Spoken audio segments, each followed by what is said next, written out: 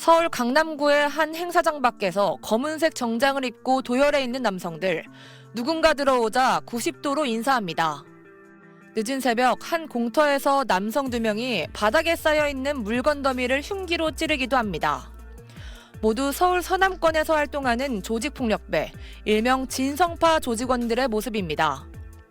서울경찰청 광역수사단 형사기동대는 지난 2018년부터 올해 1월까지 폭력 조직을 구성해 특수강도 등 범죄를 저질러온 조직원 39명을 검거했다고 밝혔습니다.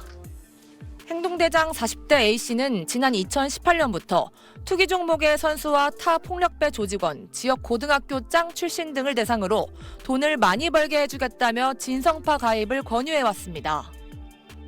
이들은 조직 내 기강 확립을 위해 20여 개의 행동 강령을 토대로 하부 조직원을 상습적으로 폭행해왔고 또 도박 사이트 운영과 성매매 알선 등 각종 불법 행위에도 가담한 걸로 드러났습니다. 양성된 하부 조직원을 특수 강도 등 집단 폭력 현장에 동원하거나 이외에도 도박 사이트, 마진 거래소, 성매매 알선, 불법 유심 유통 등 각종 불법 행위에 동원하여 지난 2022년 5월에는 분쟁에 있던 타 지역 폭력 조직원 10여 명과 대치하거나 2023년 11월엔 흉기 사용법을 연습하기 위해 합숙소 근처에서 생수통 더미를 흉기로 찌르는 등 손괴한 혐의도 받고 있습니다. 경찰은 지난 2023년 10월 서울 시내 한복판에서 강남의 한 유명 갤러리 대표를 납치, 감금해 흉기로 협박한 MZ조폭, 일명 불사파를 수사하던 중 진성파의 존재도 파악하며 본격 수사에 나섰습니다. 경찰은 해외 도피 중인 조직원 2명에 대한 추적을 이어가는 한편 도박 사이트와 투자 사기 등 온라인 기반 각종 불법 사업에서 활동하는 조직폭력 단체들에 대해서 엄정 수사할 방침이라고 밝혔습니다. SBS 김봄입니다. 서울 서남권 일대에서 온라인 도박 사이트 운영과 성매매 알선 등 각종 불법 사업을 벌여온 폭력 조직 진성파의 행동대장이 항소심에서도 징역형을 선고받았습니다. 서울고법 형사 13부는 지난 9일 폭력행위처벌법상 범죄단체 구성 등 혐의로 진성파 행동대장 A씨에게 징역 2년 6개월을 선고했습니다.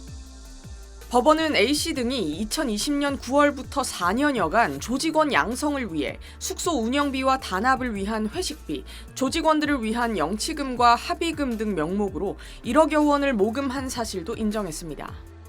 재판부는 그러면서 지난 2004년 연합 새마을파 이후 21년 만에 적발된 서울 기반 폭력 조직인 진성파를 1심에 이어 현행법상 범죄단체로 못 박았습니다.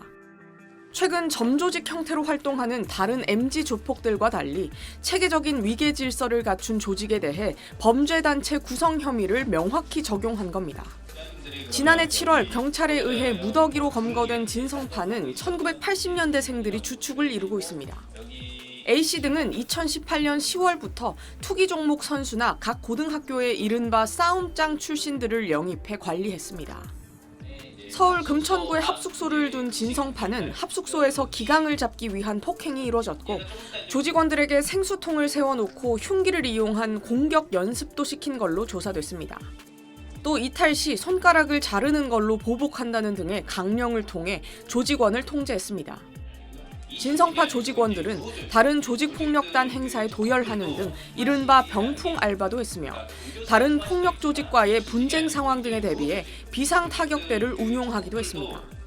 조직원 일부는 지난 2023년 8월 미술 갤러리 대표를 감금하고 그림을 빼앗은 사건으로 도주했는데 진성파 간부들이 이들의 도피를 적극 돕기도 했습니다. 재판부는 도박 사이트 운영과 코인 자금 세탁 등을 기반으로 세력을 키워나간 점도 진성파의 특징으로 꼽았습니다.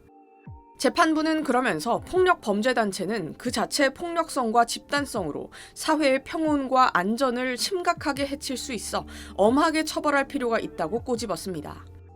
앞서 지난해 7월 서울경찰청 형사기동대는 진성파 조직원 39명을 일망타진하고 이들을 검찰에 송치했습니다. SBS 이현영입니다.